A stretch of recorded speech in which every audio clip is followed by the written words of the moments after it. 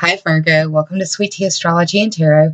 My name is Erica, and this is your April 2019 Astrology and Tarot forecast. There's a lot going on in April, so we'll get right to it. And while I shuffle the cards, I want to remind you that this is a general video for the Virgo energy. You can use it for your sun, moon, or rising. The house placements are for Virgo rising, but you will feel this energy nonetheless if you have any amount of strong energy in Virgo, or if you're watching for someone who is a Virgo. So on the 5th of the month, we have a new moon at 15 degrees of Aries. This is in your 8th house, Virgo. This is the house of the blood and guts of it all. It's where this is the house of stuff that you don't talk about at the dinner table. Life, death, rebirth, the blood and guts of it, literally. Sexuality, intimate issues, other people's money. And this can be like loans, this can be debt, this can be insurance payments, this can be inheritance, this can be scholarships, this can be money that comes to you not by your own hourly earned wage. Lottery payouts too. This new moon in the 8th house gives you an opportunity to work on 8th house endeavors for the next 6 months, and at the full moon you will hopefully like what has come to fruition. On the 10th of the month, we have Jupiter going retrograde in Capricorn. We have Jupiter going retrograde in Sagittarius. I'm still filming this under Mercury retrograde, so if I'm tongue-tied, I'm sorry. And if I misspeak, apologies as well. Okay, you had a card drop, and that for me indicates it's time to cut the deck. Jupiter retrograde in Sagittarius. This will be occurring until August 11th of this year. It's occurring in your 4th house. 4th house is traditionally ruled by Cancer. It's the house of home, family, roots, stability, and foundation.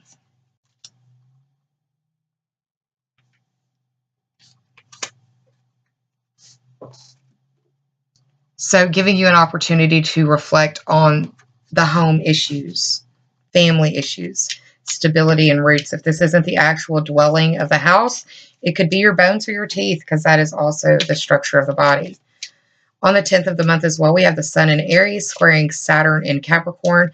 This is a difficult aspect energy that presents a choice between the two planetary energies, and it can represent as a tug-of-war type of feeling between the 8th house of the intimate issues, squaring the 5th house of childhood, of light, of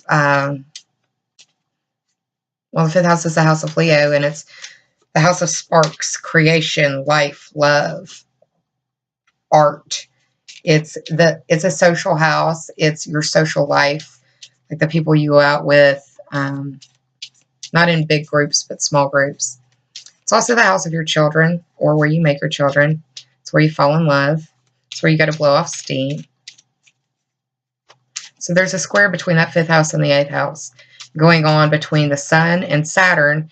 And then on the 13th, a square between the Sun and Pluto in Capricorn. Same energetic resonance of the square between the Sun and Saturn. The first one is about boundaries. The second one will be about the shadow side, or secrets, or hidden things. On the 17th, we have Mercury, the planet of thought, movement, and communication, moving into the 8th house. So giving you a chance to clearly communicate what's going on, or understand more what is going on in that 8th house. On the 19th, we have a full moon at 29 degrees of Libra, and this is occurring in your 2nd house. The 2nd house is traditionally ruled by Taurus, and it's the house of mine. My possessions, my earning ability, my self-esteem, my self-worth. Anything you would attribute as mine could fall in that 2nd house, but it is traditionally the house of money, love, values, and possessions, your earning ability, and how you feel about yourself. Shining light in that area. On the 20th, we have Venus moving into Aries. Venus is the planet of love, beauty, money, harmony, and resources. Venus moving into that 8th house could be that you're dealing with either money coming in, resources coming in, Maybe an uptick in sexual encounters. Yeah. Taxes are due this month, so could be refunds coming in, that sort of thing as well. On the same day, on the 20th, we have the sun moving into Taurus, and this is occurring in the 9th house. I see the 9th house as the house of your worldview expanded through study or travel. So this could be higher education, long-distance trips, adventures, questing, the study of foreign languages. It could be concerning foreign people, foreign places, and foreign things. It could be the study of higher-minded endeavors.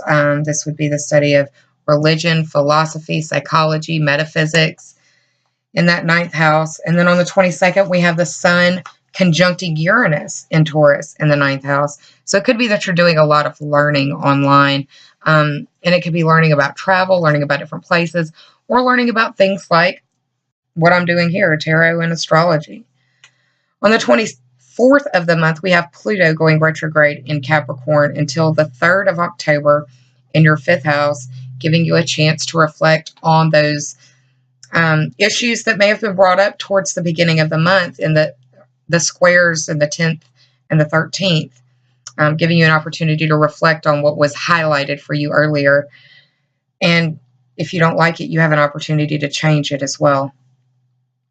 On the 27th, we have Mars in Gemini squaring Neptune in Pisces. This is that tug of war energy between the 10th house and the 7th house. The 10th house being the house traditionally ruled by Capricorn. I relate it to the quote by William Shakespeare, "All the world is a stage." Well, the 10th house is the stage that you approach the world on. And the 10th house is how the world knows you, through your career, your status, and your reputation, your dealings with authority figures. The 10th house is also a house of destiny.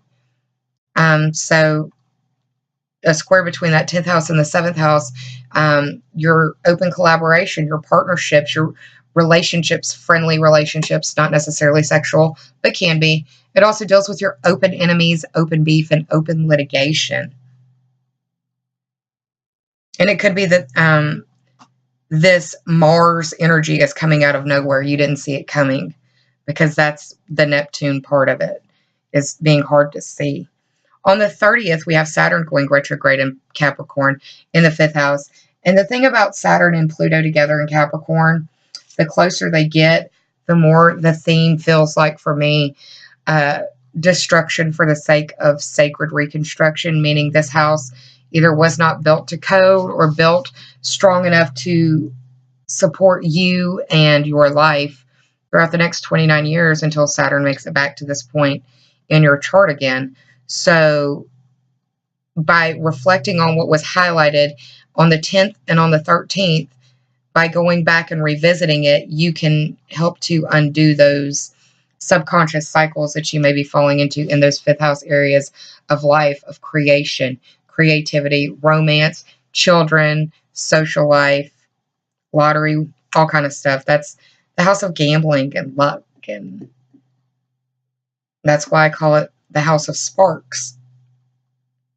So I've pulled for you some cards. There was a card that jumped out while I was flipping or shuffling, and you got the Ace of Cups. The aces are energetic pointers to potential. The cups are water sign energy. That is Cancer, Scorpio, and Pisces. And the Ace of Cups deals with compassion and intimacy. I also see this as tears falling. The way that the hand is postured, it's coming from the past. So it could be that there is some sort of potential for compassion or intimate discussion or reflection even on past situations that have either hurt or healed you, just depending. The bottom card in the top three for clarity is the Four of Swords. There's a lot of 8th house energy, so with this card coming up, it does mean that there are some of you that may be dealing with the actual theme of death. Doesn't mean that all of you will, and in the rebirth process, there is a death part to it. Something has to die so something else can be reborn. Nature abhors a void, right? The Four of Swords, the number 4, speaking to the theme of stability. Jupiter going retrograde in your 4th house as well. The swords deal with air sign energy. That's Gemini, Libra, or Aquarius. It's very mercurial, and Mercury rules Virgo traditionally. There are some astrologers that want to argue about other things ruling Virgo, but the way that I've learned it is that Mercury rules Virgo. I guess until I'm presented with more convincing argument, I'm going to consider it still being that way. But regardless, we have 2 cards for the outcome or overarching theme, underlying issue, both looking to the past, reflecting towards the left-hand side of the reading. And for me, that's the past. The right is the future. So we're reflecting on Four of Swords energy. The Four of Swords is about being passive, possibly being put on bed rest or rest, could be dealing with illness, recuperation. And while you are given a chance to rest, reflect, whatever, it gives you that opportunity for approaching your life now after this point of rest and recollection, recuperation as well. Hopefully giving you an opportunity to approach your life from this point on with compassion and love. Now, the first card in the top 3 for clarity is the 3 of Pentacles. The 3 speaks to the 3rd house, ruled by Gemini. You don't have any 3rd house energy per se. The number 3 deals with communication. And the Pentacles are earth signs. That's Capricorn, Virgo, or Taurus. This card deals with teamwork and collaboration. I also see this as dealing with somebody looking over your shoulder. I see this as very, very difficult work that needs to be paid attention to, and it requires collaboration and teamwork to do the very intricate sort of detail work on this filigree. The way that this is shaped, it looks like a key as well. So it could be that, you know, there has to be teamwork and collaboration in finding the keys to the car or the house or whatever. It could be that you are looking back on the purchase of a home or looking back at the neighborhood as well. 3rd house energy. Teamwork, collaboration, proving oneself, demonstration of skill, like taking a test and being able to perform the task. The second card in the top 3 for clarity is the Sun. This is a major arcana card. The Sun is reflective of Leo. It deals with success and fulfillment.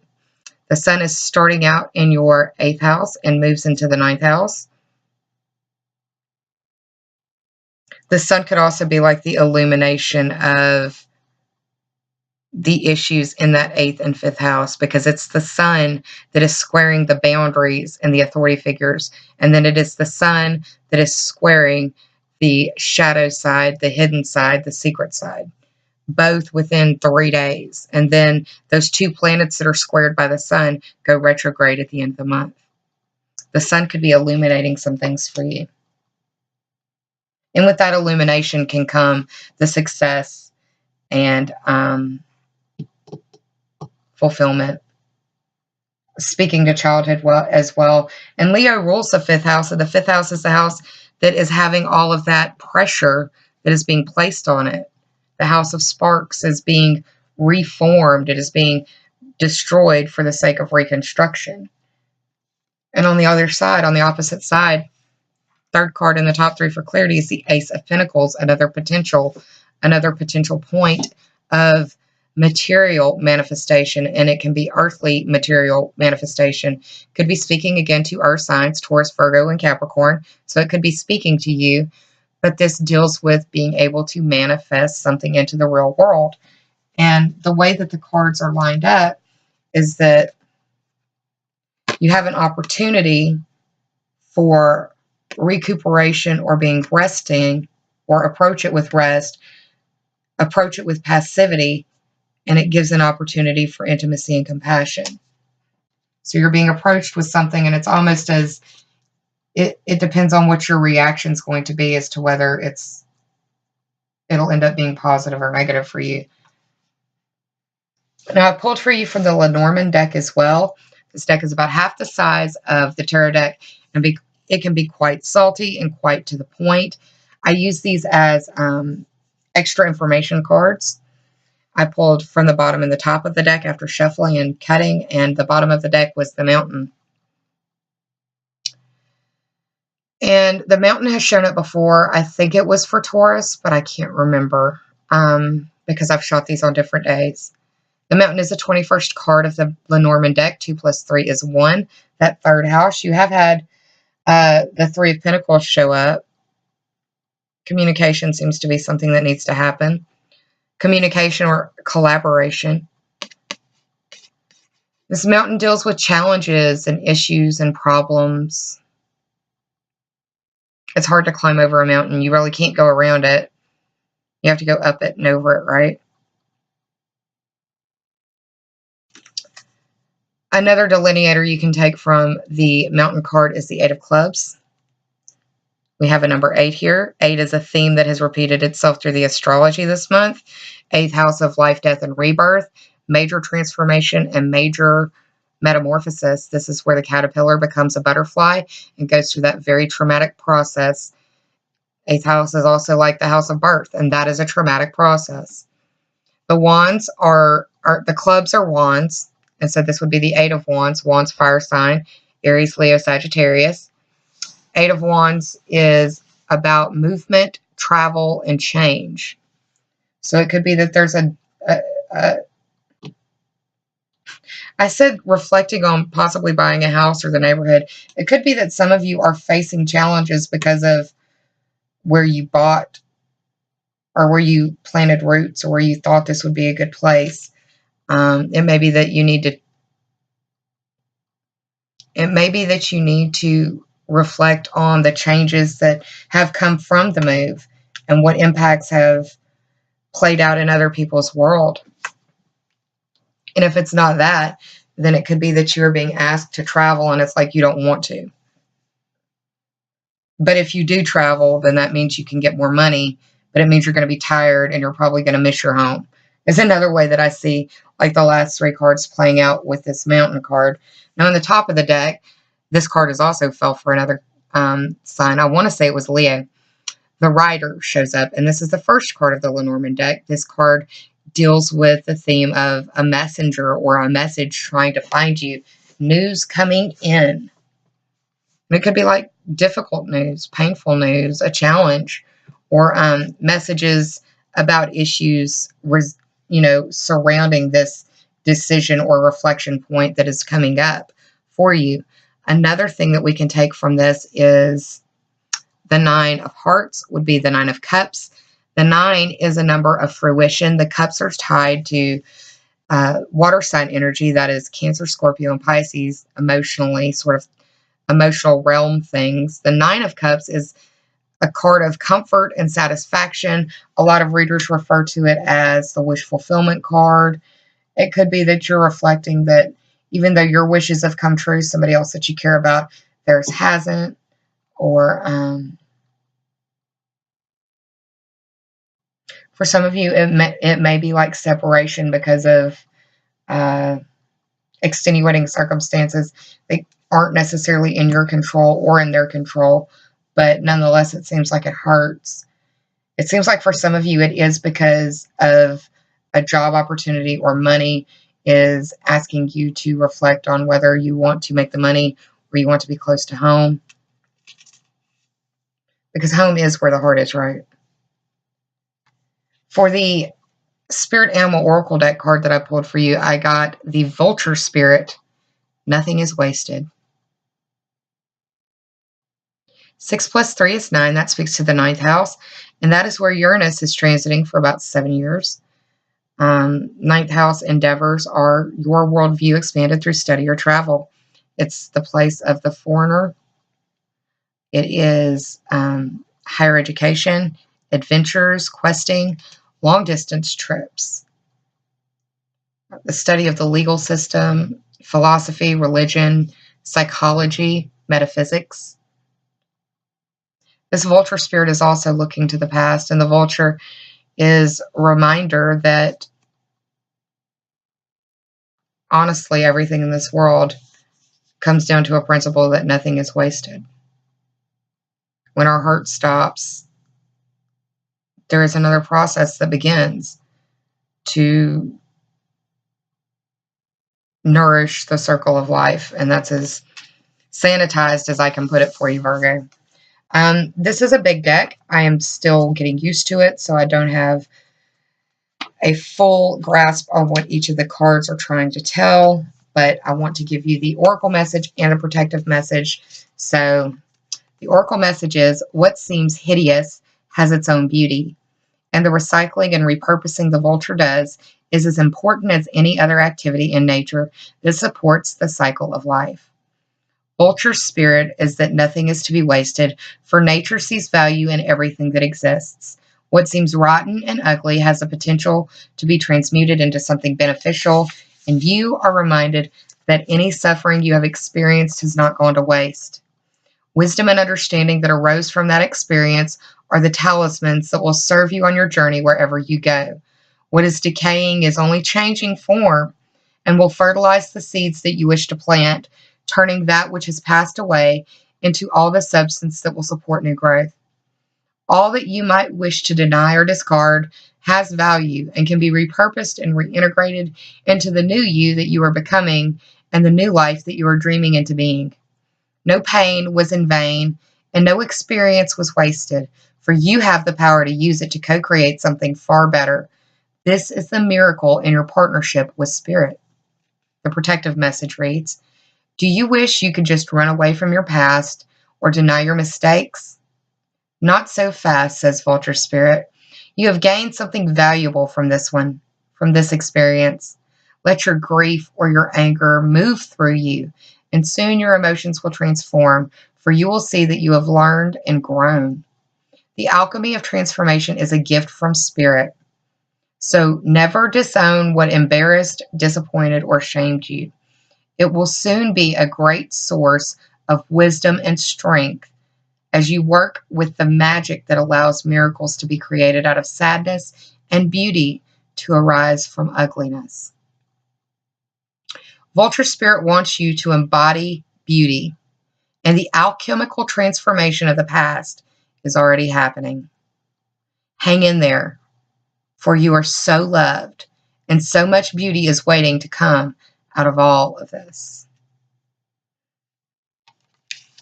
So if you are struggling, if this has not been an easy time for you, if you are struggling, Vulture Spirit is letting you be reminded that there are lessons from every painful experience.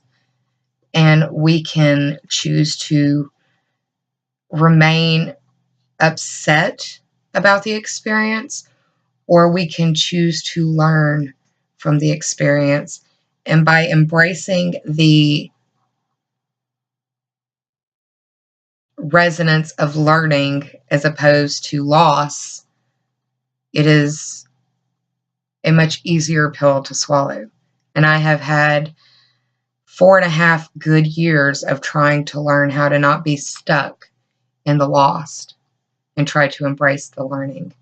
I learned a lot from the fire that I survived. I learned astrology. I learned tarot. I focused my PTSD insomnia on learning something, and it was metaphysical. And that's why I'm here. That's why I'm doing what I'm doing right now, because I survived a fire almost 5 years ago now. A freak of nature, worst of the worst kind of situation I ran out of. And I have been stuck in depression and anger and grief. And I'm working through it. And I understand the beauty of the Vulture Spirit's message. That every painful experience has a lesson on the other side. And it is your job to work through to get to that lesson. And that was very hard fought, firsthand experience learned lessons from my vulture spirit journey. So Virgo, I hope that you enjoyed this message. I hope that it gave you something to help you work with throughout this month. Because for some of you, it seems like you're coming out of some really dark places. For others of you, it may be that you are about to journey into a not so bright spot. But understand, whichever side of the Wheel of Fortune you're on, nothing is wasted. Nothing is pointless. Everything has a reason behind it. And it is usually for your highest learning and your highest good, even if it doesn't feel like it in that moment. I'm sending you so much love, Virgo. I hope you're well. I hope this helped. If it did, please like, share, and subscribe if you already have. I'm thankful from the bottom of my very grateful heart. Take care of yourself, Virgo, and be kind to yourself. Save some of that kindness for others, because we are all going through private battles that some of us may never speak about to another living soul. Take care, and I will see you soon. The April monthlies are still being recorded, and I am finished with the April dailies information. I will start that series once this is done. All right, y'all. I love you, Virgo. Take care. See you soon.